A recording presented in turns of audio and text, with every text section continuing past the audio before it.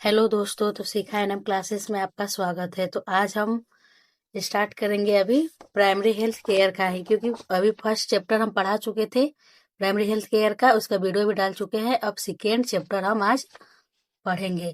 तो second chapter है संक्रमण। तो आज हम इसके बारे में पढ़ेंगे कि संक्रमण होता क्या है। चैप्टर 2 है संक्रमण। तो हम संक्रमण का अर्थ क्या और कारण और प्रकार क्या है, हम इसके बारे में पढ़ेंगे। तो पहले पढ़ते हैं संक्रमण का मतलब संक्रमण का अर्थ क्या होता है, संक्रमण होता क्या है। तो रोगाणु के शरीर में प्रवेश और उनमें वृद्धि के कारण संक्रमण होता है। कोई रोगाणु है, अगर वो शरीर में प्रवेश कर जाए और वो धीरे धीरे वृद्धि मतलब बढ़ते चला जाए तो संक्रमण हो सकता है। इसके प्रकार क्या है, जैसे संक्रमण के प्रकार क्या है। तो पहला है प्राथमिक संक्रमण। प्राथमिक संक्रमण क्या होता है, जब पहली बार रोगाणु शरीर में प्रवेश करे, मतलब जो कोई व्यक्ति स्वस्थ हो और कोई रोगाणु पहली बार उसके शरीर में प्रवेश कर रहा है तो वो प्राथमिक संक्रमण कहलाता है। दूसरा है द्वितीयक संक्रमण।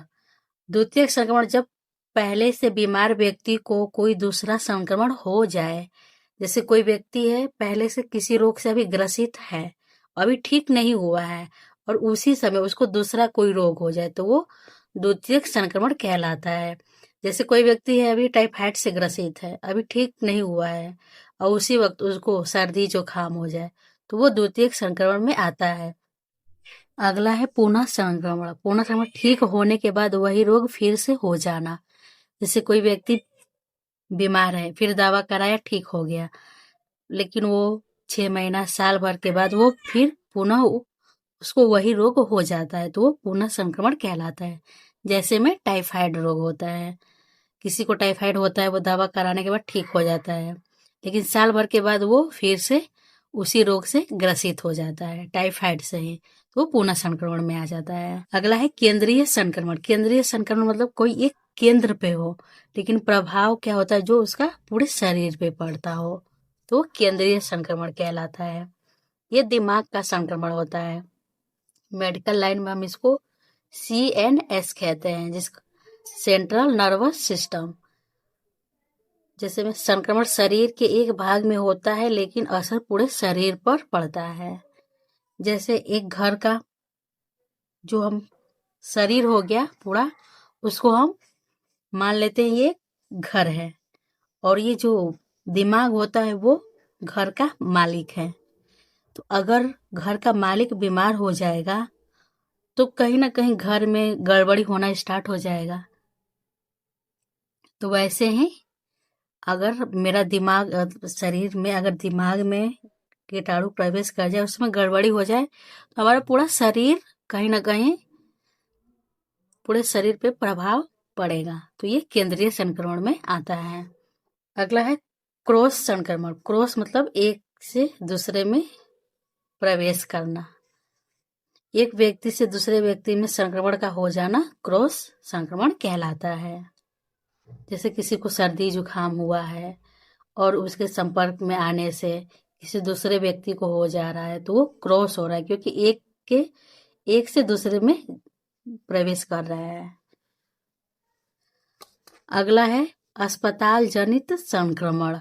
तो अस्पताल में रहते समय होने वाला संक्रमण। जैसे कोई व्यक्ति है अस्पताल में रह रहा है और उसको वहीं से रोग हो गया हो तो वो अस्पताल जनित होगा, क्योंकि वो घर से तो ठीक गया था लेकिन उसको अस्पताल में वो रोग हुआ तो वो अस्पताल जनित कहलाता है। अगला है चिकित्सक प्रेरित संक्रमण। जैसे चिकित्सक प्रेरित संक्रमण जैसे जांच, इलाज, इंजेक्शन या ऑपरेशन के कारण होने वाला संक्रमण। कोई व्यक्ति है ठीक है लेकिन वो जांच कराने गया या फिर इंजेक्शन लगा या ऑपरेशन हुआ, उसी में उसको कोई और संक्रमण हो जाता है तो वो चिकित्सक प्रेरित संक्रमण कहलाता है। अगला है संक्रमण के कारण। संक्रमण के कारण क्या क्या हो सकते हैं। जैसे संक्रमण तब होता है जब बीमारी फैलाने वाले कीटाणु एक व्यक्ति से दूसरे व्यक्ति में पहुंच जाते हैं तो संक्रमण होता है।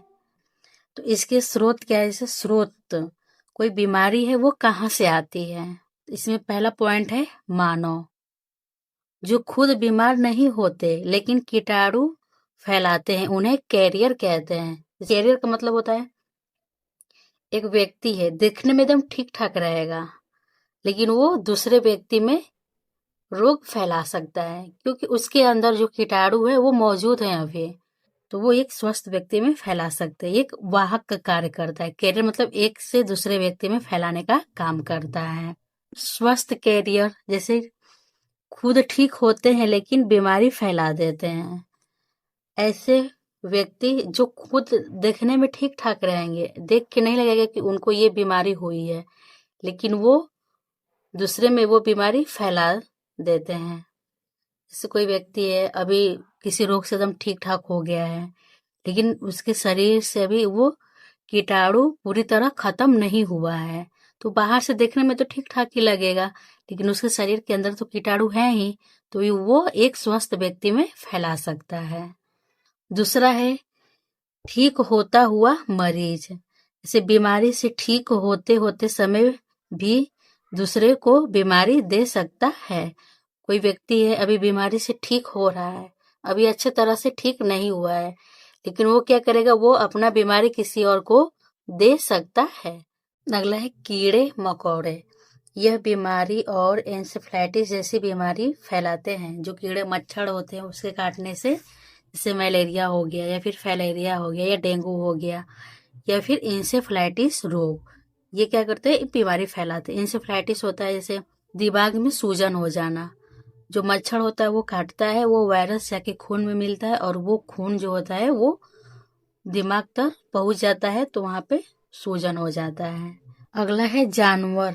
जैसे जो जानवर है, जानवर से भी इंसान में संक्रमण हो सकता है। जैसे कुत्ता जो होता है, अगर कुत्ता काटेगा तो रेबीज वायरस होता है, और चूहा से प्लेग रोग, तो जो मरा हुआ चूहा होता है उससे प्लेग रोग होता है।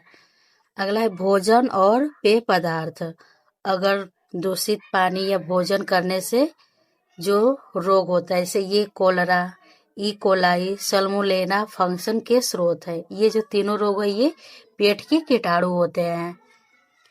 कोलरा में क्या दस्त होता है, ई कोलाई में भी दस्त ही होता है, और सल्मोनेला में टाइफाइड रोग होता है। तो ये सब खाने पीने से, दूषित भोजन और दूषित पानी से ये रोग होता है। अगला है नोसोक्रोमियल। नोसोक्रोमियल होता है जैसे कि कोई व्यक्ति अगर हॉस्पिटल में भर्ती है, उससे मिलने के लिए उसके रिलेशन के लोग आए, या फिर वहां पे जो स्टाफ है, इन लोग की वजह से उस पेशेंट को कोई संक्रमण होता है, तो उसे नोसोक्रोमियल कहते हैं। अगला है प्रोमाइटस। प्रोमाइटस वे निर्जीव वस्तुएं हैं जिनके द्वारा संक्रमण फैलता है।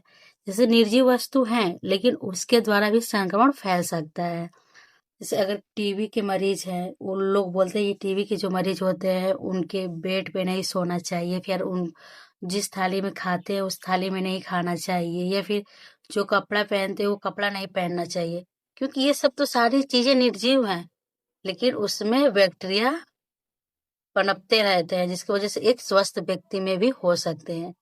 लेकिन जो भी चीज है, पर्दा हो गया, चादर हो गया, यंत्र हो गया, दरवाजा हो गया, फिर जमीन हो गया, ये सब तो निर्जीव है, लेकिन वहां पे भी अगर कोई रोग से ग्रसित व्यक्ति वहां पे अगर है, चादर हुआ अगर लेटा हुआ है, या फिर पर्दा है उसमें हाथ पोंछ लिया, या फिर दरवाजा पे हाथ रख दिया, तो अगर वहां पे एक स्वस्थ व्यक्ति भी अगर लेट गया या फिर पर्दा में हाथ पोंछ लिया, तो जो उसका बैक्टीरिया वायरस अगर उसमें रहेंगे, तो वो वह स्वस्थ व्यक्ति में भी हो सकता है, जो रोग हुआ हो उस व्यक्ति को। अगला है ऑपरेशन रूम। ऑपरेशन रूम और उसके आसपास की हवा भी संक्रमण फैला सकती है। जो ऑपरेशन रूम है, अगर अच्छे से स्टेलाइजेशन नहीं किया गया होगा, वहाँ का सफाई नहीं किया गया होगा, तो भी संक्रमण हो सकता है। जो ऑपरेशन रूम में पेशेंट गया हुआ है उसको होगा। अगला हेडिंग है रोगाणुओं का प्रवेश मार्ग। मतलब जो रोगाणु होते हैं उसका शरीर में प्रवेश मार्ग कैसे होगा। जैसे श्वसन के दौरान श्वास नली द्वारा, अगर हम सांस लेते हैं तो श्वास जो नली होता है उसके द्वारा संक्रमण हमारे शरीर में पहुंच सकता है। दूसरा है मुंह से सांस लेते समय, अगर हम मुंह से भी सांस लेते हैं तो भी रोगाणु हमारे शरीर में पहुंच सकते हैं। मुख द्वार से खाने पीने के दौरान या फिर जो हम मुंह के द्वारा भोजन करते हैं उसके द्वारा भी हमारे शरीर में रोगाणु पहुंच सकते हैं। या फिर हो गया ब्लड ट्रांसफ्यूजन के दौरान तथा चमड़े में इंजेक्शन के माध्यम से। अगर ब्लड ट्रांसफ्यूजन मतलब होता है रक्तदान। रक्तदान मतलब एक व्यक्ति से दूसरे व्यक्ति में अगर रक्तदान हो रहा है उसके माध्यम से भी रोगाणु हमारे शरीर में प्रवेश कर सकते हैं। या फिर चमड़े में अगर हम इंजेक्शन लगा रहे हैं उसके माध्यम से भी रोगाणु शरीर में प्रवेश कर सकते हैं। अगला हेडिंग है उत्सर्जन, मतलब रोगाणु का प्रवेश हो गया और उत्सर्जन भी तो होता है। अगर शरीर में चला गया तो बाहर भी कैसे कैसे निकल सकता है।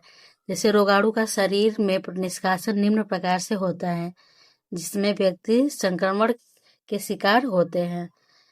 जैसे छींकते समय कोई सी अगर छींक आता है तो उसके माध्यम से भी रोगाणु हमारे शरीर से बाहर निकलते हैं। या फिर श्वास बाहर फेंकते समय, कि तो लोग सांस लेते रहते हैं फिर बाहर नाक से चाहे मुंह से एकदम छोड़ते रहते हैं, उसके माध्यम से भी रोगाणु शरीर से बाहर निकलते हैं।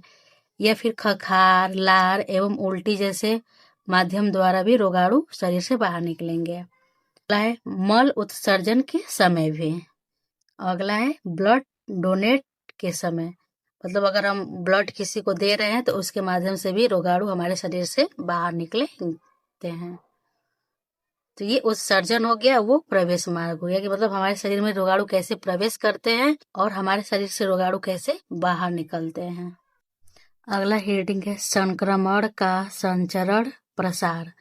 जैसे रोग संक्रमण का प्रसार दो रूपों में होता है, एक प्रत्यक्ष और एक अप्रत्यक्ष।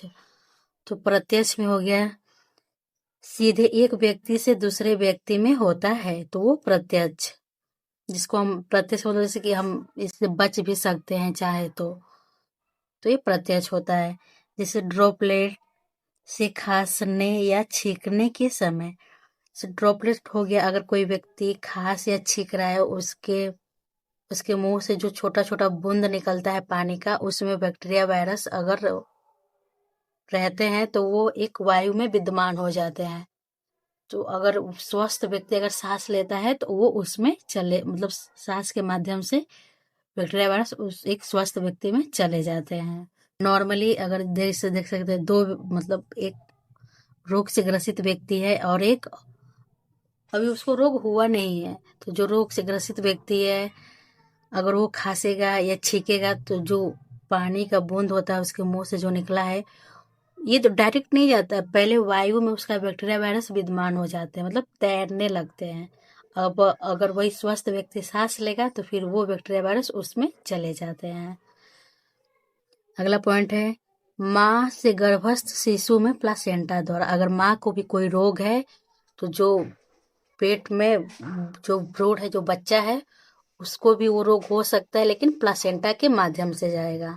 अगला है धूल कण में तैरता रोगाणु, जैसे ई कोलाई, स्टेप्टोकोकाई। जो ई कोलाई होता है वो पेट का कीटाणु है जो गंदा खाना या फिर गंदा पानी पीने से होता है। इसमें क्या होता है, दस्त होता है। लेकिन जो स्टेप्टोकोकाई है वो गले का संक्रमण है, मतलब गले में दर्द करना, फीवर मतलब बुखार आ जाना।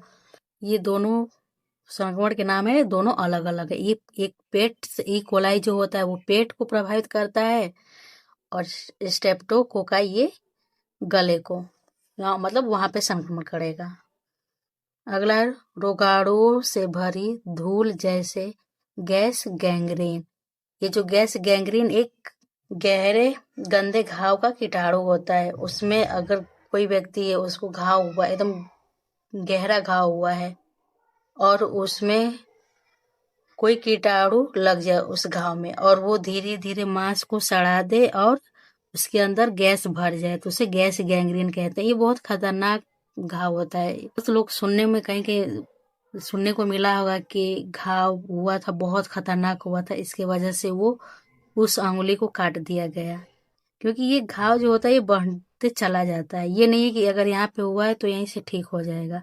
इसीलिए या तो उस जगह को काट के हटाना ही सबसे ज्यादा बेहतर माना जाता है, नहीं हटाने पर वो धीरे धीरे फैलते चला जाता है। दूसरा है अप्रत्यक्ष। प्रत्यक्ष में था जो एक दूसरे से फैलता है, लेकिन अप्रत्यक्ष में जब बीमारी सीधे व्यक्ति से नहीं बल्कि किसी के माध्यम से फैलती है तो वो अप्रत्यक्ष होता है। ये डायरेक्ट नहीं होता है, लेकिन ये किसी के माध्यम से फैलता है। जैसे कुछ माध्यम के द्वारा, मच्छर हो गया, चूहा जैसे कारक द्वारा, मच्छर के काटने से या फिर चूहा के माध्यम से ये बीमारी फैलता है। जैसे मच्छर से मलेरिया, चूहा से प्लेग रोग फैलता है। पानी और अन्न जैसे साग सब्जी, फल, दूध द्वारा डायरिया, कॉलरा, पोलियो, हेपेटाइटिस फैलते हैं। ये जो सब रोग होते हैं, मतलब दूषित खाना या दूषित पानी पीने से ये सब रोग जो होता है ये फैलता है। जैसे में हो गया, अगर गंदा पानी या गंदा खाना खाते हैं तो जैसे डायरिया रोग हो गया, या फिर कॉलरा, या फिर टाइफाइड हो गया, ये रोग हो सकता है। अगर दूषित दूध हो गया, फल या सब्जी हो गया, तो इसमें पेट के रोग होते हैं।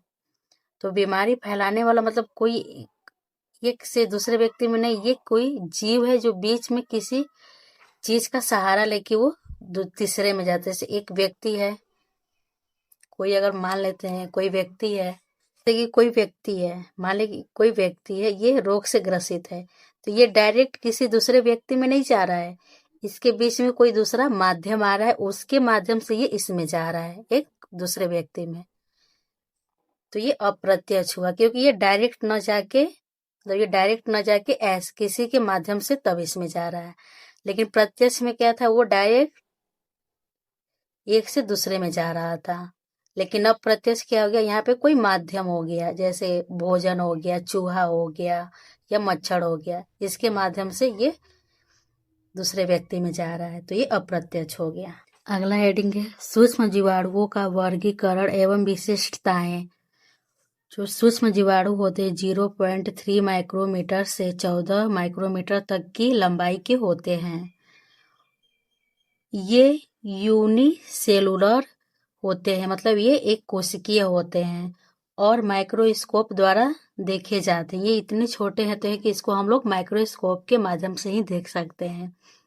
ये अपना भोजन स्वयं नहीं निर्माण करते हैं, मतलब ये अपना भोजन स्वयं नहीं बनाते हैं, और परजीवी या सेप्सोफाइटिक जीवन व्यतीत करते हैं। ये जो सूक्ष्म जीवाणु होते हैं, ये क्या होते हैं, ये बहुत छोटे जीव होते हैं। का आकार जो होता है 0.3 माइक्रोमीटर से 14 माइक्रोमीटर होता है, और इनको हम माइक्रोस्कोप के द्वारा देख सकते हैं। और ये यूनिसेलुलर मतलब एक कोशिकीय वाला जीव होता है। ये परजीवी किसी जीवित शरीर पर निर्भर करता है। जो परजीवी होता है वो किसी जीवित शरीर से अपना भोजन लेता है, लेकिन ये जो सेप्सोफाइटिक होता है ये एक गली या फिर सड़ी गली चीजों से अपना भोजन लेता है। तो जो सेप्सोफाइटिक है, इसको क्या कोई जिंदा शरीर नहीं चाहिए, मतलब ये नहीं कि ये जीवित चीज से ही वो अपना भोजन बनाता है। ये सड़े गले चीज से, या ब्रेड होता है उस पर अगर फंगस लग जाता है तो वहां से ये अपना भोजन प्राप्त करता है। जो सूक्ष्म जीव होते हैं उसका वर्गीकरण है, जैसे वर्गीकरण, तो सूक्ष्म जीवों को 4 वर्गों में बांटा गया है। पहला है जीवाणु, प्रोटोजोआ, विषाणु, कवक या फफूंद। ये सब 4 सूक्ष्म जीव हैं। यानी जैसे कि रोगमूलक और अरोगमूलक जीवाणु क्या होते हैं, तो इसके बारे में जानते हैं। जैसे रोग की उत्पत्ति के आधार पर इसे 2 भागों में बांटा गया है। एक पहला है रोगमूलक, दूसरा है अरोगमूलक या रोगजनक। तो पहले हम रोगमूलक के बारे में जानेंगे।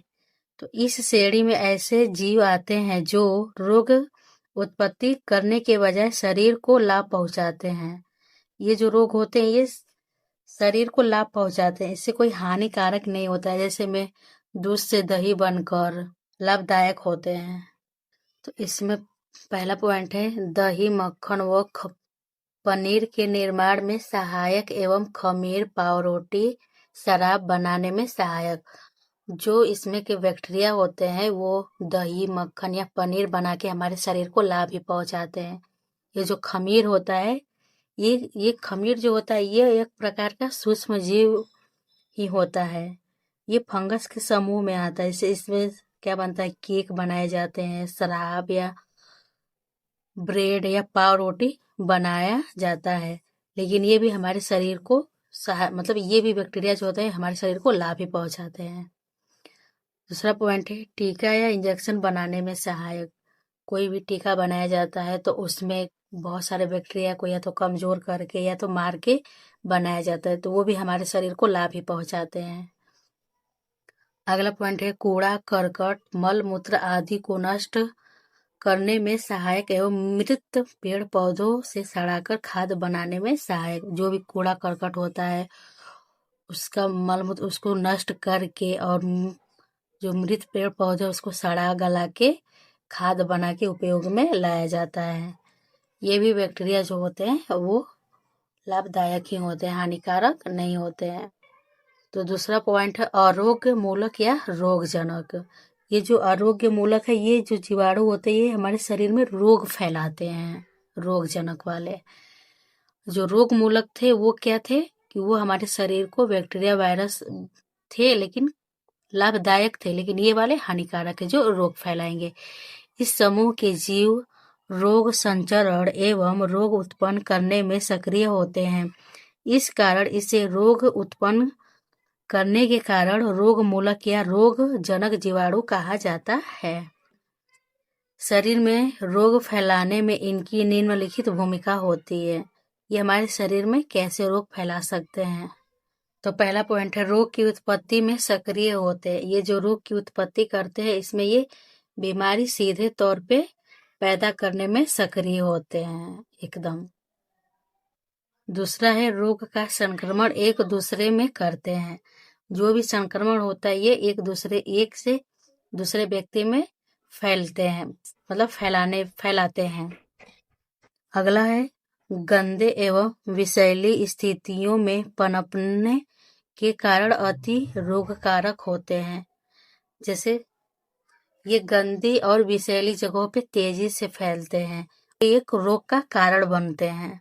तो जो आरोग्य मूलक जनक होते हैं इसमें निमोनिया, यक्ष्मा, टेटनस, कॉलरा या हैजा आदि रोग के लिए उत्तरदायी आरोग्य मूलक जीवाणु ही होते हैं। जो आरोग्य मूलक जीवाणु होते हैं या फिर रोग जनक जो जीवाणु होते हैं उससे ये सारे रोग होते हैं।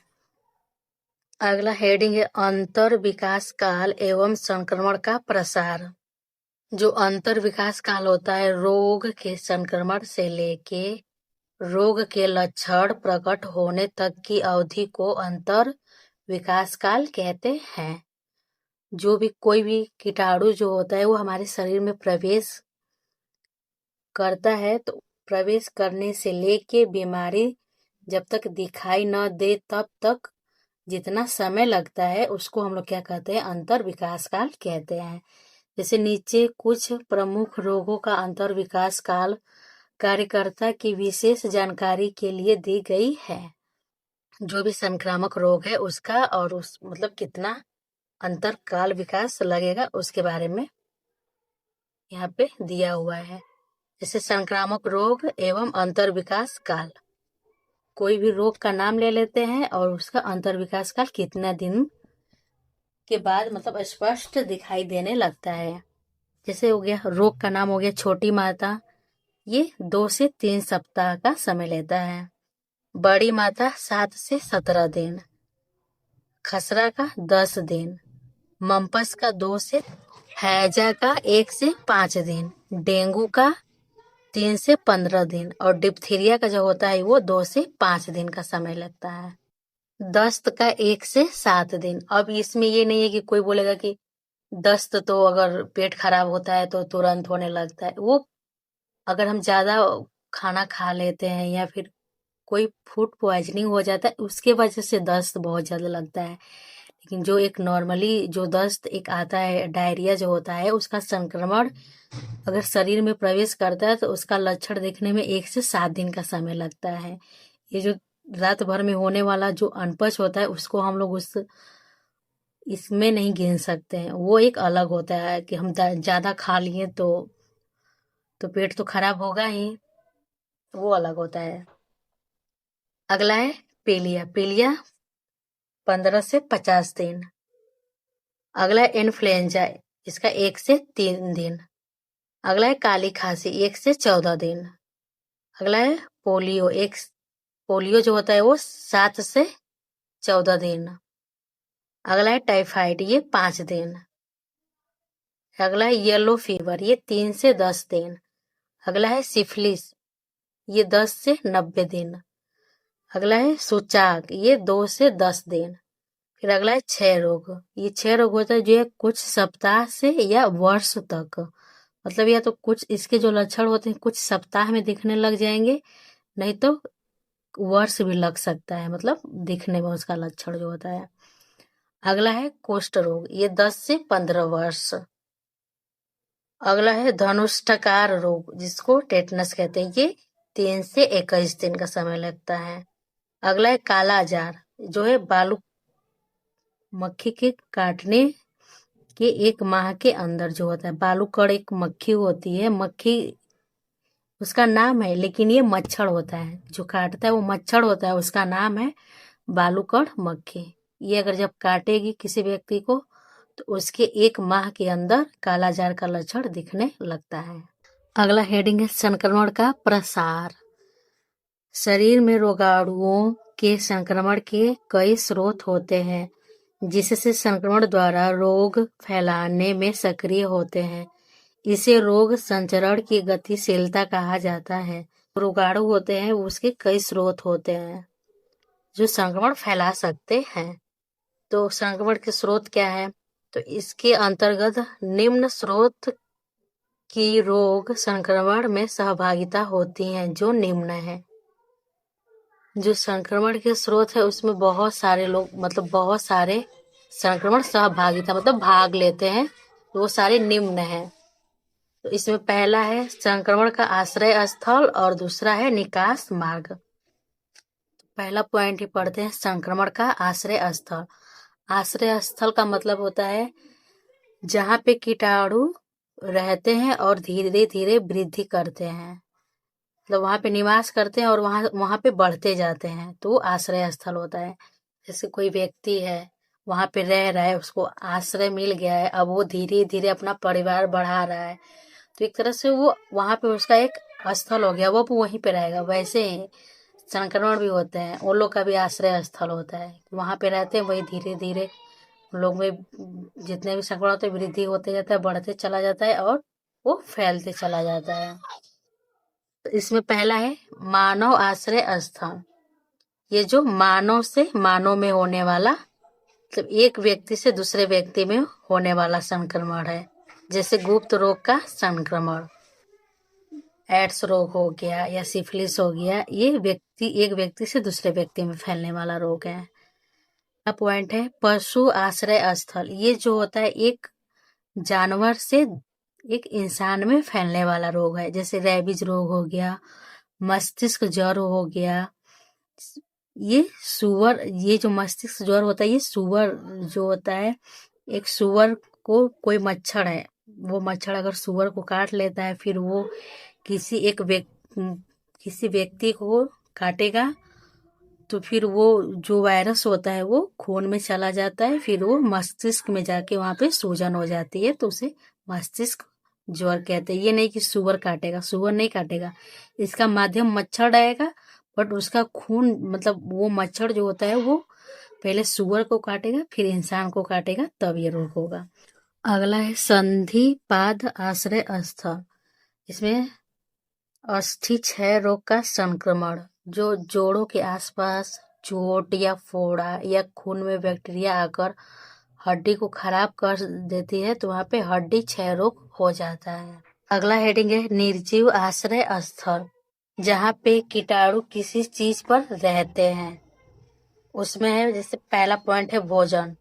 तो भोजन गंदा या संक्रमित खाना खाने से डायरिया, पीलिया, टाइफाइड आदि संक्रमण हो सकता है।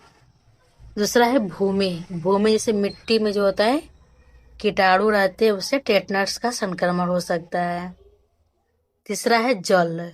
दूषित पानी या गंदा पानी पीने से जलजन्य रोग का संक्रमण हो सकता है, जैसे में हैजा, दस्त। अगला है हवा। तो हवा के द्वारा फैलने वाली बीमारी जो होती है, वायुजन रोग का संक्रमण हो सकता है, जैसे में टीबी, खांसी, खसरा। अगला है संक्रमित वस्तुएं। जो भी संक्रमित वस्तुएं हैं, जैसे तौलिया, रुमाल, बर्तन, खिलौना, इससे हैजा, क्षय रोग आदि का संक्रमण होता है। अगला है व्यहर्थ उपकरण। व्यहर्थ मतलब प्रदूषित या अस्वस्थ कोई उपकरण हो गया, जैसे गंदे इंजेक्शन हो गए या फिर ऑपरेशन में औजार हो गया या सुई हो गया, तो उससे टेटनस, एड्स आदि का संक्रमण होता है। तो दूसरा पॉइंट है निकास मार्ग, क्योंकि पहला पॉइंट था संक्रमण आश्रय स्थल और दूसरा था निकास मार्ग। तो इसमें क्या होता है, जो रोगाणु होता है, जिस भी रास्ते बीमार व्यक्ति के शरीर से बाहर निकलता है, उसे निकास मार्ग कहते हैं। और वो जो रोगाणु होता है बाहर निकल के किसी स्वस्थ व्यक्ति में भी हो सकता है। जैसे शरीर के निकास मार्ग से भी रोग के जीवाणु संग्रह स्थल से बाहर निकलकर स्वस्थ मानव के शरीर में रोग का संक्रमण करता है, जो कि निम्न है। तो रोग से ग्रसित व्यक्ति से बाहर निकलकर एक स्वस्थ व्यक्ति में रोग फैला सकता है। इसमें पहला पॉइंट है श्वसन मार्ग। जैसे कोई व्यक्ति अगर छींक रहा है या खांस रहा है, तो उसका जो स्राव जो है उसके माध्यम से भी बैक्टीरिया वायरस शरीर से उससे बाहर निकलेंगे, तो एक स्वस्थ व्यक्ति में जाकर रोग फैला सकते हैं। दूसरा है मुखीय मार्ग। लार, स्राव, थूक, खखार से अगर कोई व्यक्ति मुंह से लार का स्राव करता है, तो जो मौजूद रोगाणु होते हैं वो बाहर निकल जाते हैं। अगला है मूत्रीय एवं जनन तंत्र मार्ग। मूत्र, स्राव आदि से, जैसे कि मूत्र के माध्यम से पेशाब करते वक्त भी कुछ रोगाणु बाहर निकलते हैं, या फिर कुछ रोग जैसे यौन संचारित रोग इस रास्ते से भी फैलते हैं, या फिर जो व्यक्ति ग्रसित है उससे बाहर निकलते हैं, तो एक स्वस्थ व्यक्ति में फैल जाते हैं। फिर अगला है नेत्र मार्ग एवं स्राव से।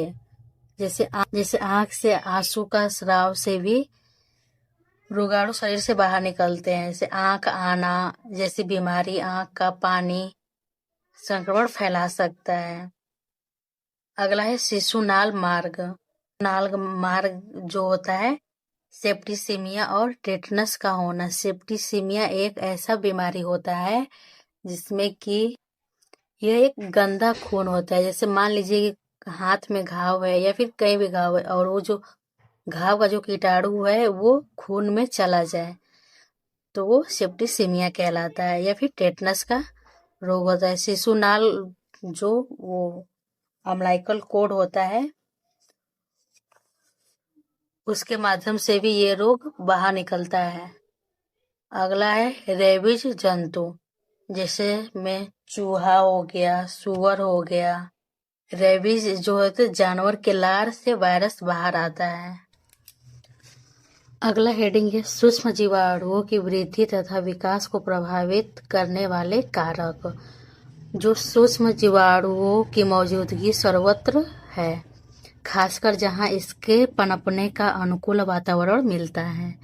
जो भी जीवाणु होते हैं, अगर उनको फायदे वाला वातावरण मिलता है, तो उनका पनपने का स्थान अच्छा होता है, वहां उनकी वृद्धि ज्यादा होती है। जैसे में एक कोशिकीय जीव रहने के कारण इनकी वृद्धि और विनाश के कई कारक हैं। जैसे में अगर कोई इंसान है, उसके जीने के लिए खाना, सही मौसम और रहने का सही जगह होता है, वैसे ही सूक्ष्म जीव को बढ़ने के लिए कुछ चीजें होना चाहिए, जैसे में ये सब है। पहला पॉइंट है वातावरण। तो अनुकूल वातावरण में इनकी वृद्धि और विकास अधिक होता है। जो इनका फायदा वाला जहाँ पे जगह होता है, वहां पे इनका वृद्धि और विकास अधिक होता है।